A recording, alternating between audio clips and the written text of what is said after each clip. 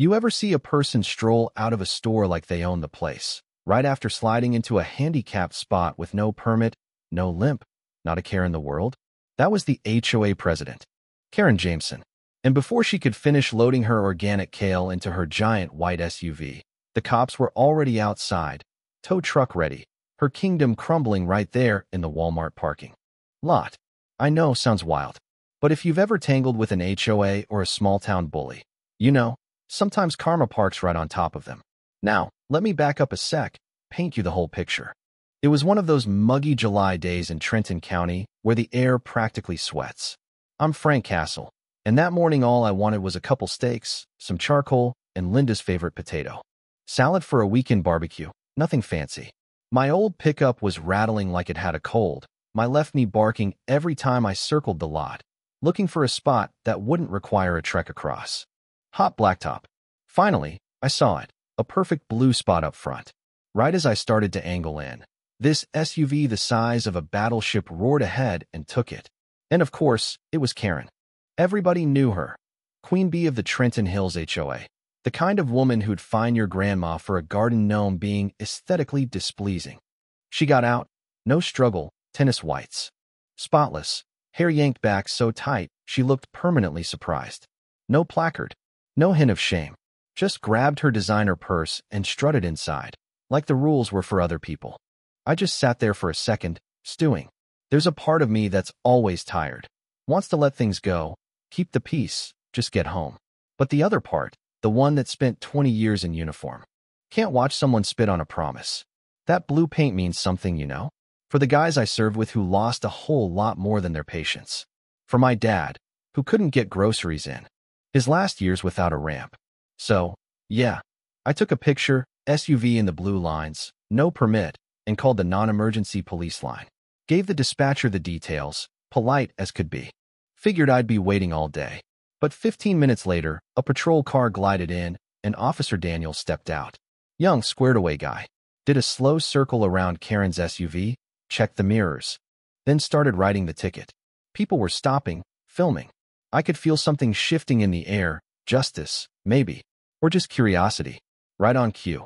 Here comes Karen, cart full of overpriced water and greens, already in a huff before she saw the ticket. When she did, man, you'd think someone keyed her SUV. She stormed over to Daniels, waving the ticket, shouting about being HOA president, demanding he undo this mistake. Officer Daniels just stood there, cool as ice, explaining state law, ADA, no permit means ticket, tow, court date. Do you know who I am? She screeched.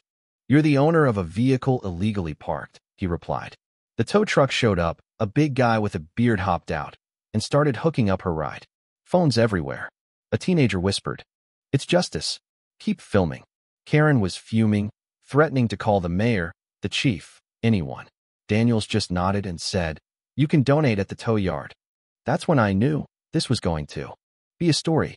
Next morning, Linda's scrolling through the neighborhood Facebook group and suddenly whistles. Karen's posted this wild story about how some aggressive, unstable man with a vendetta stalked her at Walmart, lied to the cops, ruined her day, all because she's a strong woman in charge. Didn't name me, but come on, the description, the grainy photo she snapped, it was obvious. Suddenly, our notifications blew up. Some people bought her story, others just laughed. Linda, bless her, rolled her eyes. Female authority, Frank? The only authority you have a problem with is the kind that forgets the rules. She's got a point. We decided to ignore the circus, figured it'd die down. Instead, next day, I find a violation notice taped to our front door. Our mailbox, apparently, is the wrong shade of black. Midnight ebony required. Worn charcoal present. $50 fine. I laughed so hard I had to sit down. Linda just shook her head. Worn charcoal? That's not even a color. Next day, another fine. This time the grass is too high by a quarter inch. Next day, garbage cans out too long. Death by 1,000 paper cuts. It was so petty, so clearly Karen trying to grind us down. But if she thought I'd fold, she didn't know me. I started documenting everything. Photos, dates, times, the works. My cousin Andrew's a lawyer, and he told me, she'll get sloppy just wait.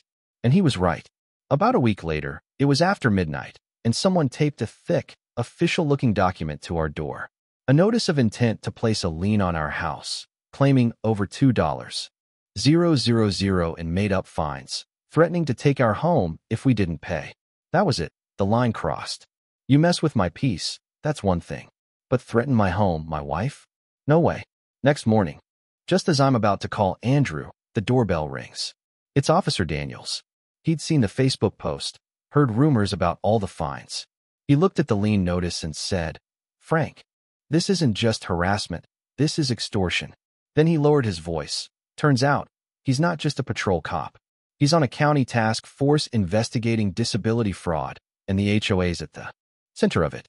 Fake placards, forged permits, dozens of suspicious cases, all leading back to Karen and her Queen's Court. He needed help from the inside, someone she was targeting, someone who could gather evidence. He asked if I'd do it. I wanted to say no. I'm retired.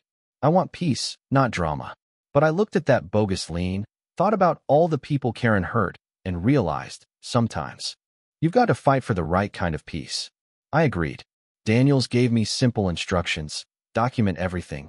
Let her think she's winning. Stay close. We were building a case. And then he showed me the real evidence. Printer logs, templates for state placards, all traced back to the HOA clubhouse. It was bigger than HOA pettiness. It was a criminal operation.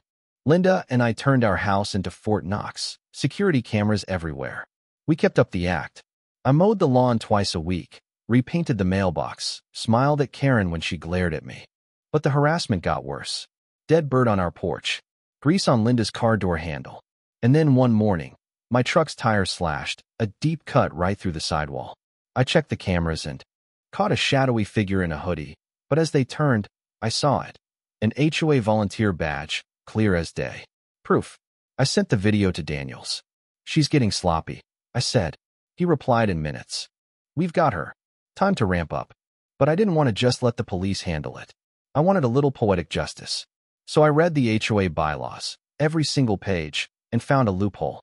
Their rules allowed power equipment at 6 a.m., earlier than the city. So, next morning at 6 sharp, I fired up my old gas-powered leaf blower right by Karen's window.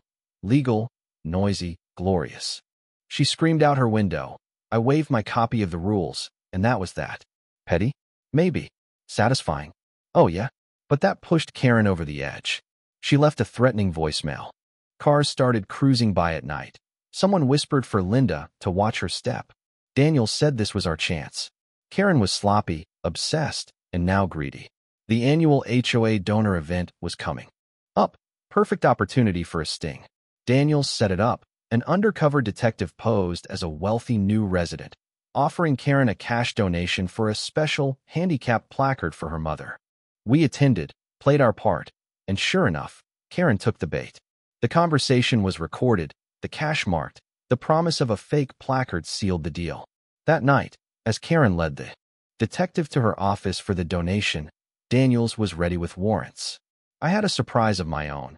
During the event, I hijacked the clubhouse projector, showing footage of the tire slashing, HOA bank statements with suspicious withdrawals, and a zoom-in of that HOA badge on the suspect's sleeve. The room erupted. Karen saw the screens, realized she was caught, and tried to bolt, right, into the arms of Daniels and his team. She was cuffed, the evidence bagged, and her whole criminal empire laid out on the garage floor for all to see. The fallout? Instant and beautiful.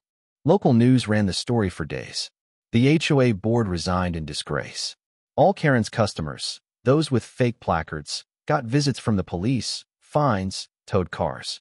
Our county launched a full ADA audit. Ramps were installed, doors automated, blue spaces repainted. The fear Karen had ruled with vanished. Neighbors stopped me at the store, thanked us for standing up. The clubhouse became a place of real community, not a fiefdom. Karen went to trial, tried to blame everyone but herself. The evidence was ironclad. She was found guilty, fraud, forgery, extortion, sentenced to probation.